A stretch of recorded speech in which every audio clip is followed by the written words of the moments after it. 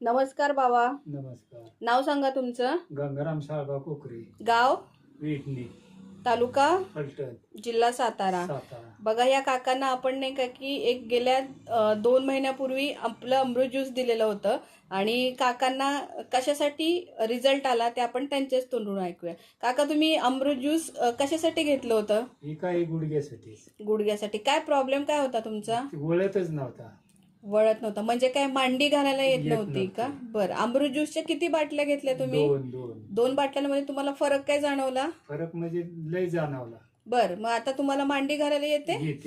येते. बर बर म्हणजे आधी तुम्ही बिलकुल ही मांडी घालू शकत नव्हता. ओके ओके आता तुम्हाला मांडी घालायला. बरं तुम्ही इतर लोकांना काय सांगाल हो अमृत ज्यूस बद्दल. मला फरक पडलाय, तुम्ही घ्या. बर बर बर म्हणजे आपलं हे अमृत ज्यूस सगळ्याच आजारांवरती काम करत आहे. चालेल चालेल धन्यवाद काका. धन्यवाद.